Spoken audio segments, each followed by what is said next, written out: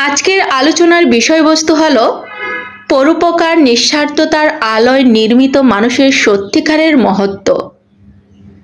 পরোপকার সেই মানবিক গুণ যা মানুষকে শুধুমাত্র নিজের জন্য নয়, অন্যের জন্য বাঁচতে শেখায়। এটি এমন একটি আলো যা মানুষের অন্ধকার মনকে আলোকিত করে, এমন এক সেতুবন্ধন যা এক মানুষকে আরেক মানুষের সাথে মানবতার গভীরতায় যুক্ত করে। আজকের সময়ে সবাই নিজের স্বপ্ন পূরণ করতে ব্যস্ত, নিজের অর্জন নিয়ে চিন্তিত, কিন্তু যে মানুষ অন্যের দুঃখ, কান্না, সংগ্রাম ও চাহিদাকে নিজের মতো অনুভব করে, সেই মানুষই পরোপকারের আসল মানে বুঝে।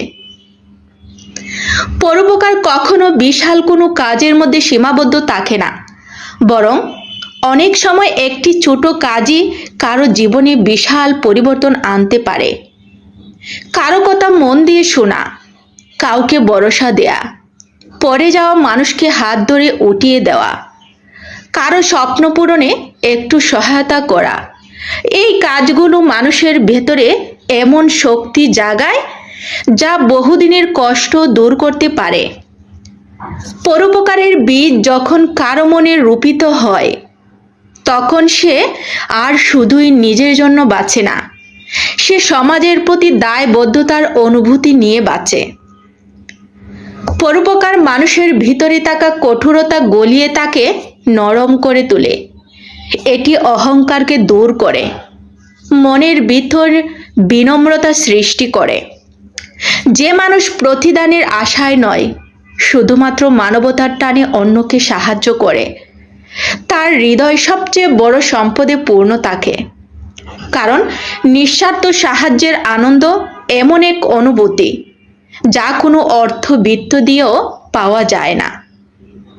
পৃথিবীতে সৌন্দর্য ছড়াতে সবচেয়ে প্রয়োজন পরোপকার, কারণ এটাই মানুষের মধ্যে ভালোবাসা ছড়ায়, বিশ্বাস তৈরি করে, শান্তির বীজ বপন করে।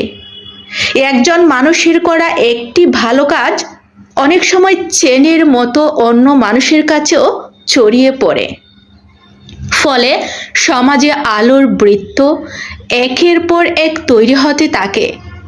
এভাবে পরোপকার সমাজে মানবতার দীর্ঘস্থায়ী ভিত্তি গড়ে তোলে।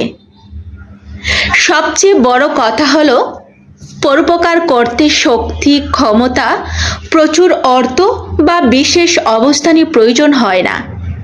শুধু একটি মহৎ মন এবং সামান্য সহায়তা যথেষ্ট।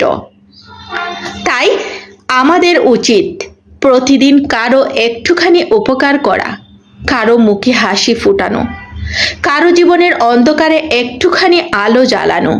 কারণ শেষ পর্যন্ত মানুষকে মহান করে তোলে তার পদবি নয়, তার অপরের জন্য করা নিঃস্বার্থ ভালো কাজ।